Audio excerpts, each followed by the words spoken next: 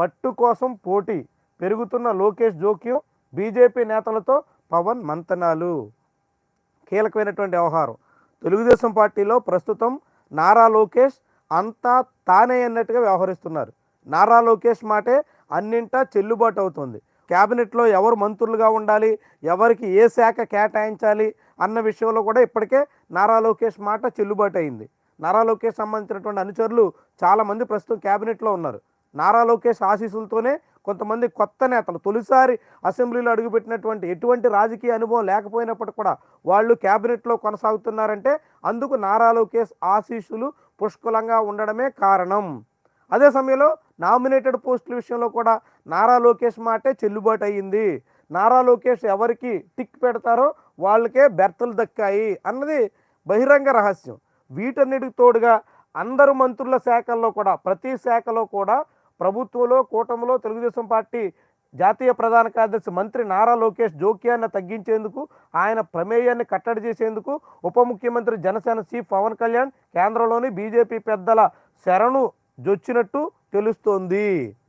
ప్రస్తుతం నారా లోకేష్ అన్ని శాఖల వ్యవహారాల్లోనూ జోక్యం చేసుకుంటున్నారు. గతంలో సజ్జల రామకృష్ణారెడ్డి మీద వైఎస్ జగన్మోహన్ రెడ్డి సీఎంగా ఉండగా సకల శాఖ మంత్రి అని పేరు. ఆ తర్వాత ప్రస్తుతం నారా లోకేష్ దాదాపుగా అదే రీతిలో వ్యవహరిస్తున్నారు. ప్రతి శాఖలోనూ వేలెడుతున్నారు. అన్ని శాఖల వ్యవహారాలు ఆయనే చక్కదిద్దుతున్నారు. అంతేకాకుండా అన్ని శాఖల వ్యవహారాల్లో తన చక్కదిద్దడమే కాకుండా క్యాబినెట్లో మంత్రిగా ఉన్న లోకేష్ తతిమ్మ మంత్రులు నిర్వహిస్తున్న శాఖల్లో వేలు పెడుతున్నారని, మంత్రుల కార్యాలయాల్లో సిబ్బందిని కూడా నారా లోకేష్ మనుషుల్నే నియమించుకున్నారని పవన్ కళ్యాణ్ ఫిర్యాదు చేసినట్టుగా ఈరోజు ప్రజాశక్తి పత్రిక రాసింది. ఎంత ఆశ్చర్యం చూడండి. అప్పట్లో సకల శాఖ మంత్రిగా సజ్జల రామకృష్ణారెడ్డి ఉంటే ఇప్పుడు అదే పాత్రలో నారా లోకేష్ ఉన్నారు. అంతేకాకుండా తన మనుషుల్ని అందరు మంత్రుల దగ్గర పెట్టి అన్ని మంత్రుల పేషీల్లో కూడా నారా లోకేష్ అనుచరులు పెట్టి అక్కడ ఏం జరుగుతుంది, ఎలా జరుగుతుంది, ఎవరు వస్తున్నారు, ఏం చేస్తున్నారు ఇలాంటి సమాచారాన్ని ఎప్పటికప్పుడు సేకరించే ప్రయత్నంలో ఉన్నారు అన్నది ఈరోజు ప్రజాశక్తి పత్రికలో వచ్చినటువంటి కథనం. ఈ విషయం మీద పవన్ కళ్యాణ్ నేరుగా కేంద్ర బీజేపీ పెద్దల ముందు ఫిర్యాదు చేసి మీ సహకారం నాకు అందించాలని ఆయన కోరినట్టుగా, అంటే ఆంధ్రప్రదేశ్ క్యాబినెట్లో ప్రస్తుతం పవన్ కళ్యాణ్ వర్సెస్ నారా లోకేష్ అన్నట్టుగా ఆ ఇద్దరి నేతల మధ్య ఆధిపత్య పోరు కొనసాగుతున్నట్టుగా ఈరోజు ప్రజాశక్తి పత్రిక ప్రధానమైనటువంటి కథనం, ముఖ్యమైనటువంటి కథనం. ఆది నుంచి పోటీ ఉంది వీళ్ళిద్దరి మధ్య. ఎన్నికల్లో పోటీ నుంచి ఎవరెవరిని అభ్యర్థులుగా పెట్టాలన్నప్పటి నుంచి వాళ్ళిద్దరి మధ్య పోటీ కనిపిస్తుంది. రాజ్యసభతో మరింతగా రాజ్యసభ విషయంలో ఇది బాగా తీవ్రతరమైంది. రాజ్యసభలో తన అన్నయ్య నాగేంద్రబాబుని ఎట్టి పరిస్థితుల్లోనూ రాజ్యసభకు పంపించాలని పవన్ కళ్యాణ్ ఆశించారు. అది వాస్తవం. బహిరంగంగానే పవన్ కళ్యాణ్ తన ప్రయత్నాలు తాను చేశారు. అందుకు కారణం కూడా లేకపోలేదు. నాగబాబుకి మొన్న లోక్సభ ఎన్నికలప్పుడు హామీ ఇచ్చున్నారు, రాజ్యసభ బెర్త్ మీకు ఇస్తామని చెప్పి. లోక్సభ ఎన్నికల్లో ఆయన అనకాపల్లిలో పోటీ చేయాలని అంతా సర్దుకుంటే ఆఖరి నిమిషంలో ఆ బెర్త్ బీజేపీకి సీఎం రమేష్కి కేటాయించడం వల్ల అనకాపల్లిలో ప్రచారానికి కూడా సిద్ధపడి తన క్యాంప్ కార్యాలయాన్ని కూడా ఏర్పాటు చేసుకుని ముఖ్యమైనటువంటి అనుచరులతో సన్నాహ సమావేశాలు కూడా పెట్టుకున్నటువంటి నాగబాబు మళ్ళీ పెట్టబేడ సర్దుకుని హైదరాబాద్ వెళ్ళిపోవాల్సి వచ్చింది. ఆ సమయంలోనే పవన్ కళ్యాణ్ ఆయనకు హామీ ఇచ్చి ఖచ్చితంగా రాజ్యసభ బెర్త్ ఇస్తానని చెప్పున్నారు. దానికి తగ్గట్టుగా ఈసారి ఆయనకి రాజ్యసభలో ఛాన్స్ ఇవ్వాలని ప్రయత్నం కూడా చేశారు. ఇది బహిరంగ రహస్యమే. కానీ చేసినటువంటి ప్రయత్నాలు ఫలించలేదు. ఫలించకపోవడానికి ప్రధానమైనటువంటి కారణం నారా లోకేష్. అంటే పవన్ కళ్యాణ్ వర్సెస్ నారా లోకేష్ అన్నది అన్ని విషయాల్లోనూ పెరుగుతోంది. ఇది తీవ్రమవుతోంది. ఈ తీవ్రమవుతున్న క్రమంలోనే బీజేపీ పాత్ర పెరుగుతోంది. బీజేపీ ఆశీస్సులతో నారా లోకేష్కి చెక్ పెట్టాలని పవన్ కళ్యాణ్ ఆశిస్తున్నారు. అందుకోసమే బీజేపీ పెద్దలతో మంత్రాలు జరుపుతున్నారు. బీజేపీకి అత్యంత సన్నిహితంగా బీజేపీ పెద్దలు చెప్పిన మార్గంలో బీజేపీ పెద్దలకు ఎటువంటి ఇబ్బంది రాకుండా వాళ్ళు ఎటువంటి అయితే ఆశిస్తారో ఆహ్వానిస్తారో అలాంటి పద్ధతిలో వెళ్లేందుకు పవన్ కళ్యాణ్ సిద్ధపడుతున్నారు అన్నట్టుగా ఈరోజు ప్రజాశక్తి పత్రికలో వచ్చినటువంటి కథనం సారాంశం ఆసక్తికరంగా ఉంది. వాస్తవంగా పవన్ కళ్యాణ్ గడిచిన కొద్ది కాలంగా బీజేపీకి అత్యంత సన్నిహితంగా మెలుగుతున్నారు. బీజేపీ పెద్దల కనుసన్నల్లో వాళ్ళు ఆశించినట్టుగా వ్యవహరిస్తున్నారు. వీటన్నిటి వెనక సారాంశం నారా లోకేష్కి చెక్ పెట్టాలి, తనకు నారా లోకేష్ అడ్డొచ్చే ప్రమాదం ఉంది అని పవన్ కళ్యాణ్ భావిస్తున్నట్టుగా కనిపిస్తుంది. మరి ఈ పవన్ కళ్యాణ్ వర్సెస్ నారా లోకేష్ ఈ వ్యవహారం ఎక్కడి వరకు దారితీస్తుంది, ఆంధ్రప్రదేశ్ రాజకీయాల్లో ఎలాంటి పరిణామాలకు తావిస్తుంది అన్నది కీలకమైన వ్యవహారం. వాస్తవానికి తెలుగుదేశం జనసేన రెండూ కలిసిన తర్వాతే బీజేపీ పవన్ కళ్యాణ్ ఒత్తిడితోనే తెలుగుదేశం పార్టీతో పొత్తు పెట్టుకుంది అంటూ అప్పట్లో చెప్పుకొచ్చారు.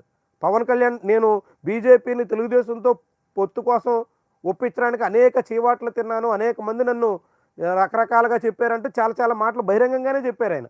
బీజేపీ పెద్దలకు ఇష్టం లేకపోయినా సరే తెలుగుదేశం పార్టీతో తన ఒత్తిడి వల్లే కలిశారు అని పవన్ కళ్యాణ్ చెప్పుకున్నారు.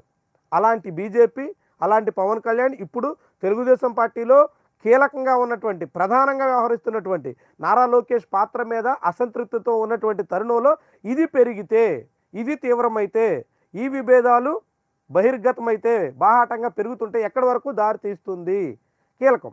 వాస్తవానికి జనసేన తెలుగుదేశం పార్టీ మధ్య క్షేత్రస్థాయిలో అనేక చోట్ల విభేదాలు చాలా తారస్థాయికి చేరుతున్నాయి. చాలా బహిరంగంగానే నెల్లిమర్ల లాంటి చోట్ల ఏ రీతిలో ఉన్నాయో, ఆఖరికి పవన్ కళ్యాణ్ ప్రాతినిధ్యం వహిస్తున్న పిఠాపురంలో ఎలాంటి పరిస్థితులు ఉన్నాయో మనం అనేక కథనాలు చూస్తున్నాం. అలాంటి సమయంలో ఇప్పుడు ముఖ్యమైనటువంటి కేంద్ర అధిష్టానాల స్థాయిలో విభేదాలు పెరుగుతుంటే అది క్షేత్రస్థాయిలో మరింత తీవ్రమయ్యేందుకు కారణమవుతుంది. ఇప్పటికే పవన్ కళ్యాణ్ పదే పదే అవసరం ఉన్నా లేకున్నా అన్ని సభల్లోనూ చంద్రబాబు నాయుడు రాబోయే 20 ఏళ్ల పాటు, కొన్ని దశాబ్దాల పాటు ముఖ్యమంత్రిగా కొనసాగాలి, చంద్రబాబు నాయకత్వంలోనే ఉండాలి అన్నట్టుగా మాట్లాడుతున్నారు ఆయన. ఒకవైపు తెలుగుదేశం పార్టీలో వీలైనంత వేగంగా నారా లోకేష్ను ఉప ముఖ్యమంత్రి చేసేయాలని, ఆ తర్వాత అవకాశం ఉన్నంత మేరకు ఆయన ముఖ్యమంత్రి స్థానంలోకి వచ్చేయాలని ఒక శిబిరం ఆశిస్తోంది. చంద్రబాబు నాయుడు వయోభారం రీత్యా, ఇతర కారణాల రీత్యా నారా లోకేష్ అయితే సమర్థవంతంగా పార్టీని ముందుకు తీసుకెళ్ళే అవకాశం వస్తుంది కాబట్టి ఆయనకి ఛాన్స్ ఇవ్వాలని టీడీపీలోనే ఒక సెక్షన్ కోరుతోంది ఇప్పటికే. అదే సమయంలో నారా లోకేష్ కుదరదు, చంద్రబాబు నాయకత్వంలోనే మరికొన్ని దశాబ్దాలు కొనసాగాల్సి ఉంటుంది అంటూ పవన్ కళ్యాణ్ చెప్తున్నారు. దీంతో వ్యవహారం బాగా ముదురుతున్నట్టుగా కనిపిస్తుంది, చాలా తీవ్రమయ్యేలా మారుతుంది. ఎక్కడి వరకు దారి తీస్తుంది, ఎలాంటి పరిణామాలకు ఆస్కారం ఇస్తుంది కీలకం. వాస్తవానికి ఈ రెండు కలవడం వల్లే, బీజేపీ అండదండలతోనే మొన్నటి ఎన్నికల్లో కూటమిగా బరిలో దిగడం వల్లే గెలిచామని వాళ్ళు ఇప్పటికీ అంగీకరిస్తున్నారు, బహిరంగంగానే చెప్తున్నారు. జగన్మోహన్ రెడ్డికి దాదాపుగా 40% ఓట్లు వచ్చాయంటే ఒంటరిగా వెళ్ళి ఆయనకు అన్ని ఓట్లు తెచ్చుకోవడం అన్నది చాలా చిన్న విషయం కాదు. మనం అంతా ఐక్యంగా ఉండడం వల్ల ఇవన్నీ వచ్చాయి. మనం ఐక్యంగా పోరాడాల్సి ఉంది, ఐక్యంగానే పోరాడతాం, వచ్చే ఎన్నికలు కూడా కూటమిగానే మనం వెళ్ళబోతున్నాం అన్న సంకేతాల్ని తెలుగుదేశం పార్టీ చంద్రబాబు నాయుడు ఇస్తున్నారు. అదే సమయంలో పవన్ కళ్యాణ్ కూడా ఇస్తున్నారు. కానీ నారా లోకేష్ మనసులో భిన్నమైనటువంటి అభిప్రాయం ఉన్నట్టుగా, భిన్నమైనటువంటి ధోరణితో ఉన్నట్టుగా కనిపిస్తోంది. అందుకు తగ్గట్టుగానే ఇప్పటి వరకు ఎక్కడా కూడా వచ్చే ఎన్నికలు కూడా కూటమిగా వెళ్ళబోతున్నాం, కలిసి సాగబోతున్నాం అన్న మాట ఆయన అనలేదు. దానికి కారణం పవన్ కళ్యాణ్తో ఉన్నటువంటి విభేదాలా అని సందేహించాల్సి వస్తుంది. వారిద్దరి మధ్య పెరుగుతున్నటువంటి పొరపచ్చాలు, తారతమ్యాలు, విభేదాలు, వర్గపోరికి ఎక్కడి వరకు తావిస్తుంది, ఎలాంటి పరిణామాలకు ఆస్కారం ఇస్తుంది, కూటమిలో ఆంధ్రప్రదేశ్ ప్రభుత్వంలో ఎలాంటి వ్యవహారాలకి ఆస్కారం ఇస్తుంది చూడాల్సి ఉంది. వాస్తవంగా ఇప్పటికే నాగబాబుని ఆంధ్రప్రదేశ్ క్యాబినెట్లో మంత్రిగా తీసుకుంటున్నట్టు స్వయంగా Chandrababu Naidu Telugu Desam party letter head మీద ప్రకటించారు. కానీ ఇప్పటి వరకు దాంట్లో అడుగులు పట్టలా. మరి నాగబాబు నిజంగా మంత్రిగా తీసుకుంటున్నారా? ఇప్పటికే నాగబాబు కాబోయే మంత్రి అంటూ జనసేనలో ఆయన అనుచరులు, వర్గీయులు అందరూ ప్రచారం చేసుకుంటున్నారు. కానీ నాగబాబుకి ఎప్పుడు మంత్రి పదవి ఇస్తారు? ప్రకటన అయితే వచ్చింది, ప్రకటన వచ్చి అప్పుడే 10 రోజులు దాటుతోంది. ప్రకటన వచ్చింది కానీ నాగబాబుని ఎప్పుడు తీసుకుంటారు, ఎలా తీసుకుంటారు, ఎలాంటి అవకాశం ఇస్తారు, ఇవన్నీ ఇంకా గందరగోళంగానే ఉన్నాయి. నారా లోకేష్ వర్గం నారా లోకేష్ని వేగంగా నాయకుని చేసేయాలి తెలుగుదేశం పార్టీలో అని కోరుకుంటున్నటువంటి చాలామంది సోషల్ మీడియాలో నాగబాబుని క్యాబినెట్లో తీసుకోవడం మీద పెదవి విరిచారు, అనేక రకంగా వ్యతిరేకత వ్యక్తం చేశారు.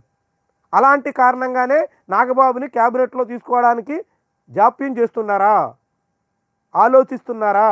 చూడాలి మరి ఏం జరుగుతుందన్నది. ఏమైనా ప్రస్తుతం మాత్రం ఏపీ క్యాబినెట్లో నారా లోకేష్ వర్సెస్ పవన్ కళ్యాణ్ అన్న పరిస్థితులు మరింత పెరిగేలా ఉంది. పట్టు కోసం ఇద్దరు పోటీ పడుతున్నారు అన్నట్టుగా ఈ కథనం చాలా స్పష్టంగా చెబుతోంది.